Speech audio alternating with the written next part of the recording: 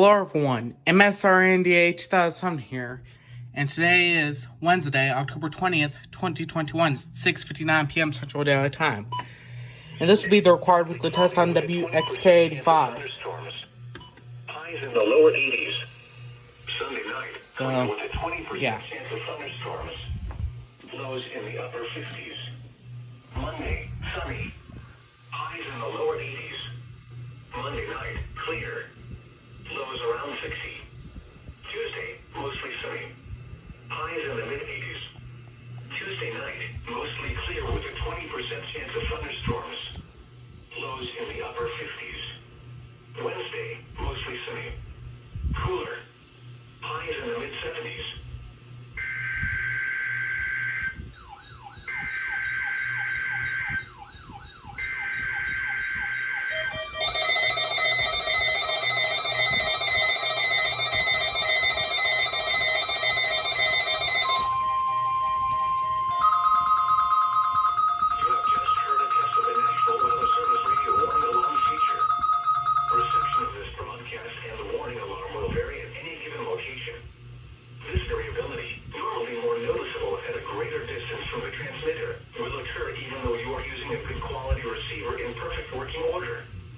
During severe weather, the warning alarm will be activated for severe thunderstorm and tornado watches, and for severe thunderstorm, tornado, and flash flood warnings.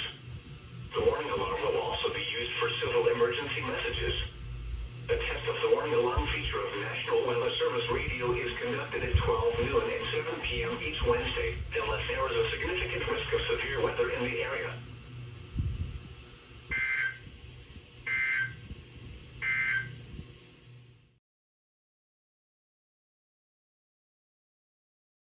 Anyways, let's see what radios went off. ER50 didn't go off. It was set up to go off. 12519 went off. As you can see, it's strong required weekly test on the screen, and also it has the advisory light illuminated. Emerson Research CKW2000. As you can see here, it's strong required weekly test and has its statement light illuminated. Debar 300 version 5. The regular version 5, as you can see here, advisory light illuminated and strong required weekly test. Version 5 Deluxe Debar 300. Also strong required weekly test and has its advisory light illuminated. Debar 120, strong required weekly test and the advisory light is illuminated. Well, it actually is flashing. Older version 5 Debar 100. As you can see here, required weekly test, and its advisory light is illuminated. The newer version 5 Debar 100 actually went off. So, yeah.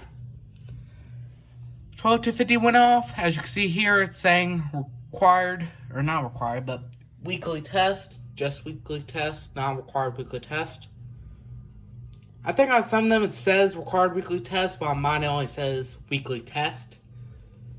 And actually, I think in the programming menu, it says required weekly test. So, yeah.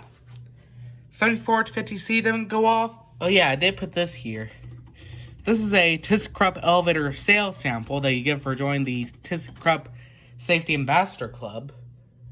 And I've actually had this for about a year, but just now decided to put it out on display. So, yeah. So, for those of you who are a part of the ThyssenKrupp Safety Ambassador Program, y'all have either seen one of these or you actually have one. Quite a few people actually do have them. Some people haven't received them, but quite a few Safety Ambassador Club members have received one. In fact, quite a few elevator enthusiasts have received them. So yeah, it's quite a nice little button. Anyways, and the WR400 went off. The 12247s, neither one of them were powered on. The realistic 12140 was powered off like usual, and the 74109 was powered on either. So, yeah. And then the Vector VEC 438 wasn't powered on either.